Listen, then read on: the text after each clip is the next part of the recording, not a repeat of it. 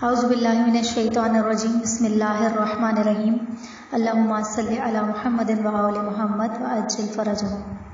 آج کی شب شہادت جناب مسلم بن عقیل ہے، اور بس جناب مسلم اپنے امام کا حکم پاتے ہی کوفہ کی طرف روانہ ہو گئے۔ حکم امام کی تعمیل کی، سفیر حسین بن کے کوفہ کی طرف چل پڑے۔ جناب مسلم بن عقیل کوفہ میں آئے تو خوش آمدید کہنے کے لیے شیعان کوفہ جوق در جوق حضرت مختار کے گھر آنے لگے، اور انہوں نے جناب مسلم کے سامنے ان کے لیے اپنی اطاعت اور فرمانبرداری کا اظہار کیا، جس سے ان کے دل کو اور زیادہ خوشی اور سرور ملا۔ لیکن وہ وقت جلد ہی جناب مسلم بن عقیل کے سامنے آیا کہ جب جناب مسلم عشاء کی نماز مسجد میں ادا کی تو ان کے ساتھ 30 افراد تھے، اور جب نماز پڑھ کر باب کندہ کی طرف چلے ہیں تو ان کے ہمراہ صرف اور صرف 3 افراد تھے، اور ابھی تھوڑی ہی دیر نہیں گزری تھی کہ مسلم تنہا رہ گئے، اور انہیں کوئی ایسا شخص نظر نہ آیا جو ان کی رہنمائی کر سکتا۔ بس جناب مسلم اپنے گھوڑے سے نیچے اتر آئے اور محتاط انداز میں کوفہ کی گلیوں میں چلنے لگے۔ انہیں کچھ سمجھ نہیں آ رہا تھا کہ وہ کس طرف کو جائیں۔ جب سب لوگ جناب مسلم کا ساتھ چھوڑ گئے، شور ختم ہو گیا، اور ابن زیاد ملعون ممبر پر بیٹھ گیا اور لوگوں سے خطاب کرتے ہوئے کہنے لگا کہ تم سب لوگ جانتے ہو کہ اس اختلاف اور انتشار کا سبب ابن عقیل ہے، اس لیے ہمیں جس شخص کے گھر سے وہ مل گیا تو اس پناہ دینے والے کی جان کا میں ذمہ دار نہیں ہوں گا، اور جو شخص اسے پکڑ کر میرے پاس لے کر آئے گا اس کا خون بہا دیا جائے گا۔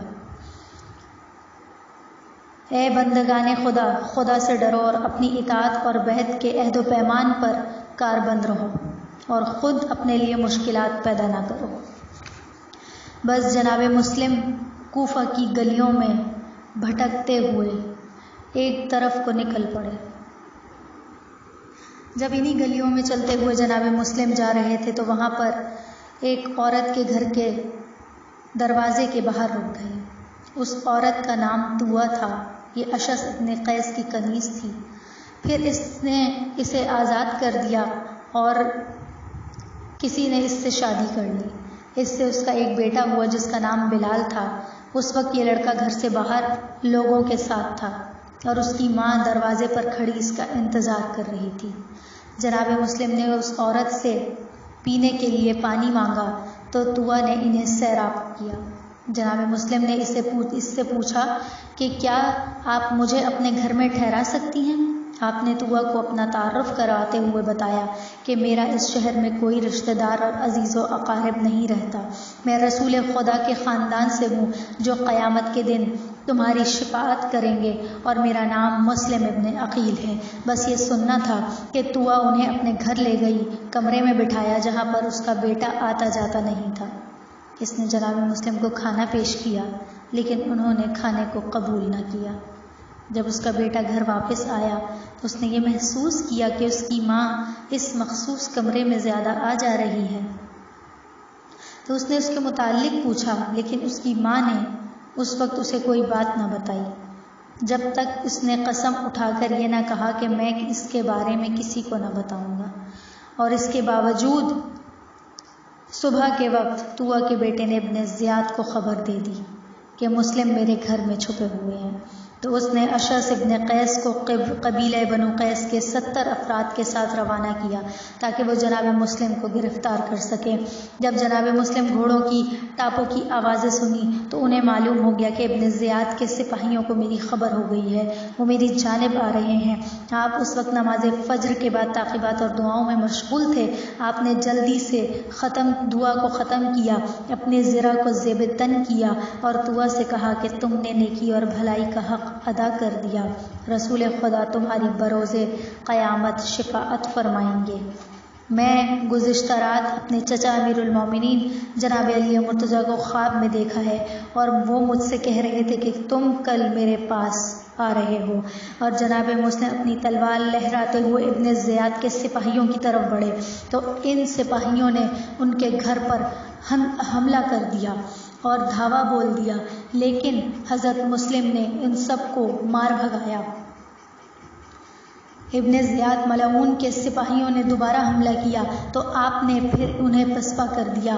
اس وقت جناب مسلم یہ اشعار پڑھ رہے تھے: یہ صرف موت ہی ہے جو تم جو کرنا چاہتے ہو کر لو، بے شک تم کو ہر صورت میں موت کے پیالے سے پیالہ پینا ہوگا۔ میں اللہ کے فیصلے پر صبر کر لوں گا، اور خدا کا فیصلہ ہمیشہ اس کی مخلوق میں نافذ ہو کر رہتا ہے، اس بات سے ہر کوئی واقف ہے۔ بس آ گئے جناب مسلم ابن زیاد ملعون کے دربار میں۔ جناب مسلم کو گرفتار کر کے لایا گیا۔ آپ نے پانی طلب کیا۔ ایک غلام نے آپ کو پانی دیا جس کا نام قیس تھا۔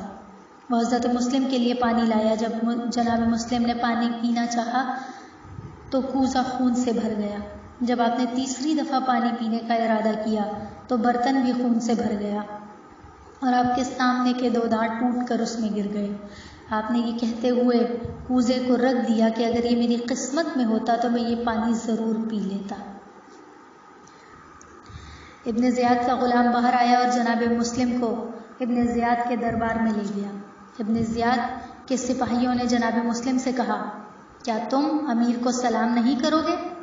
جناب مسلم نے جواب دیا: اپنی زبان بند کرو، یہ میرا امیر نہیں ہے۔ میرا سلام ہو جس نے راہ ہدایت کی پیروی کی اور برے انجام سے ڈرایا اور سب سے بلند و برتر بادشاہ اللہ کی اطاعت کی۔ یہ سن کر ابن زیاد ہنسا اور کہا کہ تم مجھے سلام کرو یا نہ کرو، تمہیں قتل تو ہونا ہے۔ جناب مسلم نے کہا کہ شہادت ہماری میراث ہے، میں اس سے نہیں ڈرتا ہوں۔ جناب مسلم نے دربار میں بیٹھے ہوئے لوگوں پر ایک نظر دوڑائی۔ آپ نے وہاں بیٹھے ہوئے لوگوں میں دیکھا تو آپ کو عمر ابن سعد نظر آئے۔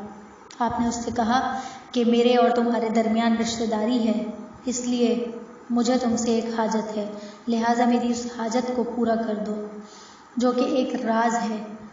عمر ابن سعد نے تنہائی میں آپ کی وصیت سننے سے انکار کیا۔ پھر عمر ابن سعد حضرت مسلم کے ساتھ دربار کے اندر ایک طرف ہو کر کھڑا ہو گیا۔ ابن زیاد جہاں سے ان کو دیکھ رہا تھا، حضرت مسلم نے اس سے وصیت کی کہ میری تلوار اور زرہ بیچ کر میرا وہ قرض ادا کر دینا جو میں نے کوفہ میں ایک شخص سے لیا تھا۔ یہ قرض 600 درہم بنتا ہے۔ میری شہادت کے بعد میرا جسد ابن زیاد سے لے کر دفن کر دینا اور حضرت امام حسین کو میرا حال لکھ کر آگاہ کر دینا کہ وہ اب کوفہ تشریف نہ لائیں۔ پھر عمر ابن سعد وہاں سے ابن زیاد کے پاس آیا تو اس نے تمام راز فاش کر دیا جو حضرت مسلم نے اسے وصیت کے طور پہ بتایا تھا۔ ابن زیاد ملعون نے ایک شامی کو حکم دیا کہ حضرت مسلم کو قصر الامارہ کی چھت پر لے جا کر ان کی گردن کو ستن سے جدا کر دیا جائے، پھر ان کا سر اور جسم زمین پر پھینک دیا جائے۔ جب وہ شامی جناب مسلم کو چھت پر لے گیا تو اس وقت حضرت مسلم بن عقیل نے تکبیر کو بلند کیا، اللہ کی تسبیح و تہلیل کی، سبحان اللہ لا الہ الا اللہ، اللہ اکبر پڑھ رہے تھے اور آپ کہہ رہے تھے کہ اے خدایا تو ہمارے اور اس قوم کے درمیان فیصلہ فرما جنہوں نے ہمیں دھوکہ دیا، ہمیں رسوا کیا اور ہمیں جھٹلایا۔ پھر آپ نے مدینے کی جانب منہ کیا اور امام حسین کو سلام پیش کیا: